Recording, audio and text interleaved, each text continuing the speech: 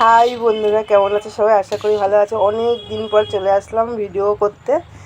দেখো আজকে আমি সকাল সকাল রান্না করছি ভেজ ডাল, মূলো দিয়ে আলু দিয়ে একটু ভাজা। মূলোটা খাওয়াই হয় না সাধারণত, এরকম করে না ভীষণ ভালো লাগে। আর দেখো এই চুড়িদারটা আজকে বানাবো। চুড়িদার পিসটা কিনেছি সেই দুর্গাপুজোর আগে, দুর্গাপুজো উপলক্ষে, কিন্তু আমার বানানো হয়নি, সময় হয়নি। তো বিভিন্ন ধরনের কাজ করলে না আর নিজের কিছু করা হয় না। তো কালারটা কেমন হয়েছে আমার বর পছন্দ করে দিয়েছে। এই কালারের চুড়িদার সাধারণত আমার পরা হয়নি মনে হয়। এই জামাটা বানাবো, এই ওড়নাটা এত সুন্দর সফট না, কি বলবো, খুব সুন্দর মোলায়েম একদম। তো চুড়িদারটা ভাবছি বানাবো, কেননা ঘুরতে যাওয়ার প্রস্তুতি চলছে। কোথায় যাব সেটা তোমাদের পরে জানাবো। তো আজকে আমি ভীষণ ব্যস্ত। আজকে আমি তোমাদের সঙ্গে একটা রেসিপি শেয়ার করবো, পুরোটা দেখো, আশা করি ভালো লাগবে। তো আজকে বানাবো আমি হাঁসের ডিম দিয়ে আলু দিয়ে কষা।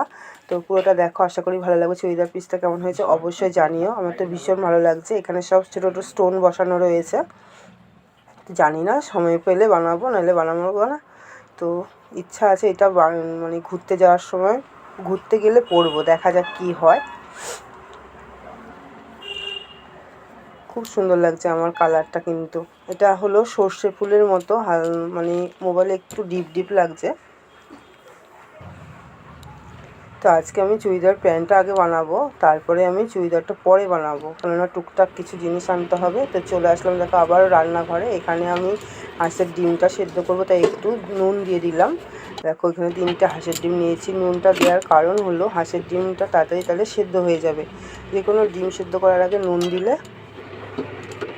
আর হাঁসের ডিম কিন্তু অন্যান্য ডিমের থেকে একটু সময় লাগে।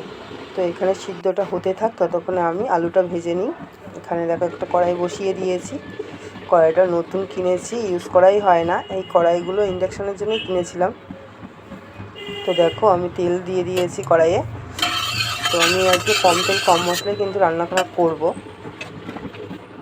এখানে দেখো বেশ কিছুটা আলু নিয়ে নিয়েছি। আমার হাজব্যান্ডের তো আলু দিয়ে ডিম দিয়ে যে কোনো রকম রান্না করে দিতে ভীষণ পছন্দ। তো হাঁসের ডিম এর আগে খেয়েছিলাম, শেয়ার করা হয়নি। ফুলকপি দিয়ে দারুণ লাগে। তো আজকে শুধু আলু দিয়ে করছি। তারপর আলুগুলো আমি একটু হালকা করে ভেজে নেবো, মানে ভেতরটা হবে নরম। দেখো একটু নুন আর একটুখানি হলুদ গুঁড়ো দিয়ে ভেজে নেবো। ভেতরে নরম হবে কিন্তু হালকা কালার হবে। আস্তে আস্তে হালকা আঁচে রান্না করলে এরকমই হবে। দেখো আমার আলুগুলো ভাজা হয়ে গেছে, আমি তুলে নেবো এবার। এই রান্নাটা না ভীষণ ভালো লাগে সত্যি। আর এই শীতে না, হালকা শীতে আলুটা ভাজা হয়ে গেছে, তুলে নিয়েছি। এই শীতে হাঁসের ডিম খেতে ভীষণ ভালো লাগে। ছোটোবেলায় প্রচুর হাঁসের ডিম খেয়েছিলাম, আমাদের বাড়িতে ভীষণ হাঁসের ডিম খায়। তো এই দেখো আমি ডিমটা ছাড়িয়ে নিয়েছি। ডিমটা আমি আলাদা করে আর মাখালাম না, এই তেলের মধ্যে যে নুন আর হলুদটা ছিল সেটা দিয়েই মাখানো হয়ে গেছে। দেখো ডিমটা আমি হালকা করে ভেজে তুলে নিয়েছি।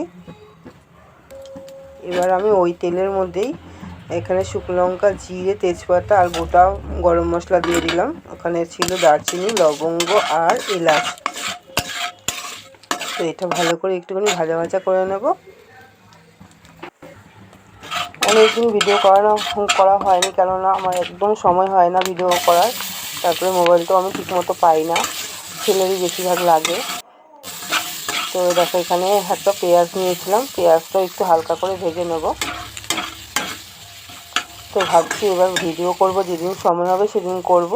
তোমরা একটু পাশে থেকো প্লিজ। এখানে দেখো জিরে, আদা, রসুন, কাঁচা লঙ্কা, শুকনো লঙ্কা, টমেটো ভালো করে পেস্ট করে নিয়েছি। এই পেস্টটার জন্য না তরকারিটার স্বাদটা বেড়ে যায়। আমি বেশিরভাগই সব পেস্ট একভাবেই করে নিই, আলাদা আলাদা করে করি না, কেননা আমার মনে হয় একবারেই বেশি ভালো লাগে। অনেকেই বলে তোমার তরকারি এত সুন্দর হয়। রঙটা হওয়ার কারণ সাধারণত আমাদের ঘরের যেহেতু হলুদ গুঁড়ো ইউজ করি, বাড়ি থেকে নিয়ে আসি ঘরের তৈরি, তার জন্য আলাদা করে কোনো কাশ্মীরি লঙ্কার গুঁড়ো দিতে হয় না তরকারিতে। এত সুন্দর না হলুদের কালারটাতে তরকারি ভীষণ কালার করে। দেখো নুন হলুদ দিয়ে দিলাম, যেহেতু লঙ্কা সব দেওয়াই ছিল, আর একটু চিনি দিয়ে দিলাম স্বাদ মতো। তো ভালো করে মশলাটা একটু কষিয়ে নেব। যারা যারা ভিডিও দেখছো অনেকেই পছন্দ করে আমাকে, অনেকেই বলে, কমেন্ট করে তো ভিডিও কেন দিচ্ছিলাম না। এই কারণে আমি ভিডিও দিই না, যেহেতু সময় হচ্ছে না।